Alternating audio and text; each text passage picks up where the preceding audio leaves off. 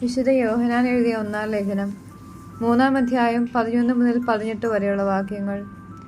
ആദ്യം മുതലേ നിങ്ങൾ കേട്ടിരിക്കുന്ന സന്ദേശം ഇതാണ്: നാം പരസ്പരം സ്നേഹിക്കണം. തിന്മയുടെ സന്തതിയും സഹോദരനെ കൊന്നവനുമായ കായനെ പോലെയാകരുത്. എന്തു കാരണത്താലാണ് അവൻ സഹോദരനെ കൊന്നത്? തന്റെ പ്രവൃത്തികൾ ദുഷിച്ചതും തന്റെ സഹോദരന്റെ പ്രവൃത്തികൾ നീതിയുക്തവുമായിരുന്നത് കൊണ്ട് തന്നെ. സഹോദരരെ, ലോകം നിങ്ങളെ ദ്വേഷിക്കുന്നെങ്കിൽ നിങ്ങൾ വിസ്മയിക്കേണ്ട. സഹോദരരെ, സ്നേഹിക്കുന്നത് കൊണ്ട് നമ്മൾ മരണത്തിൽ നിന്ന് ജീവനിലേക്ക് കടന്നിരിക്കുന്നു എന്ന് നാം അറിയുന്നു. സ്നേഹിക്കാത്തവനാകട്ടെ മരണത്തിൽ തന്നെ നിലകൊള്ളുന്നു.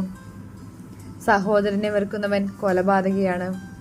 കൊലപാതകയിൽ നിത്യജീവൻ വസിക്കുന്നില്ല എന്ന് നിങ്ങൾക്കറിയാമല്ലോ. ക്രിസ്തു സ്വന്തം ജീവൻ നമുക്ക് വേണ്ടി പരിത്യജിച്ചു എന്നതിൽ നിന്ന് സ്നേഹമെന്തെന്ന് നാം അറിയുന്നു. നമ്മളും സഹോദരർക്ക് വേണ്ടി ജീവൻ പരിത്യജിക്കാൻ കടപ്പെട്ടിരിക്കുന്നു. ലൗകിക സമ്പത്ത് ഉണ്ടായിരിക്കെ ഒരുവൻ തൻ്റെ സഹോദരനെ സഹായം അർഹിക്കുന്നവനായി കണ്ടിട്ടും അവനെതിരെ ഹൃദയമടയ്ക്കുന്നെങ്കിൽ അവനിൽ ദൈവസ്നേഹം എങ്ങനെ കുടികൊള്ളും? കുഞ്ഞുമക്കളെ, വാക്കിലും സംസാരത്തിലുമല്ല നാം സ്നേഹിക്കേണ്ടത്, പ്രവൃത്തിയിലും സത്യത്തിലുമാണ്. നമ്മുടെ കർത്താവായ മിശിഹായ്ക്ക് സ്തുതി. വിശുദ്ധ ലൂക്കായുടെ സുവിശേഷം 16-ാം അധ്യായം 19 മുതൽ 31 വരെയുള്ള വാക്യങ്ങൾ. ഒരു ധനവാൻ ഉണ്ടായിരുന്നു. അവൻ ചെമ്മന്ന പട്ടും മൃദുല വസ്ത്രങ്ങളും ധരിക്കുകയും എന്നും സുഭിക്ഷമായി ഭക്ഷിച്ച് ആനന്ദിക്കുകയും ചെയ്തിരുന്നു. അവന്റെ പടിവാതിൽക്കൽ ലാസർ എന്നൊരു ദരിദ്രൻ കിടന്നിരുന്നു. അവന്റെ ശരീരം വ്രണങ്ങൾ കൊണ്ട് നിറഞ്ഞിരുന്നു.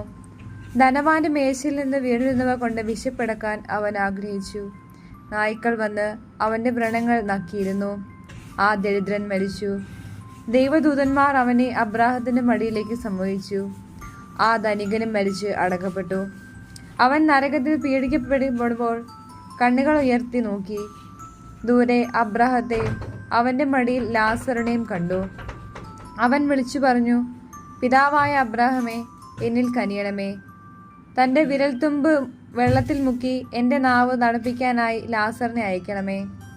ഞാൻ ഈ അഗ്നിജ്വാലയിൽ കിടന്ന് യാതന അനുഭവിക്കുന്നു. അബ്രാഹാം പറഞ്ഞു: മകനെ, നീ ഓർമ്മിക്കുക, നിനക്ക് ജീവിതകാലത്ത് എല്ലാ സുഖസൗകര്യങ്ങളും ലഭിച്ചിരുന്നു. ലാസറിനോ കഷ്ടതകളും. ഇപ്പോൾ അവൻ ഇവിടെ ആനന്ദിക്കുകയും നീ വേദന അനുഭവിക്കുകയും ചെയ്യുന്നു. കൂടാതെ ഞങ്ങൾക്കും നിങ്ങൾക്കും മധ്യേ ഒരു വലിയ ഗർത്തവും സ്ഥാപിക്കപ്പെട്ടിരിക്കുന്നു. ഇവിടെ നിന്ന് നിങ്ങളുടെ അടുത്തേക്കോ അവിടെ നിന്ന് ഞങ്ങളുടെ അടുത്തേക്കോ വരാൻ ആഗ്രഹിക്കുന്നവർക്ക് അത് സാധിക്കുകയില്ല. അപ്പോൾ അവൻ പറഞ്ഞു: പിതാവേ, അങ്ങനെയെങ്കിൽ ലാസറിനെ എൻ്റെ പ്രതിഭവനത്തിലേക്ക് അയക്കണമേ എന്ന് ഞാൻ അപേക്ഷിക്കുന്നു.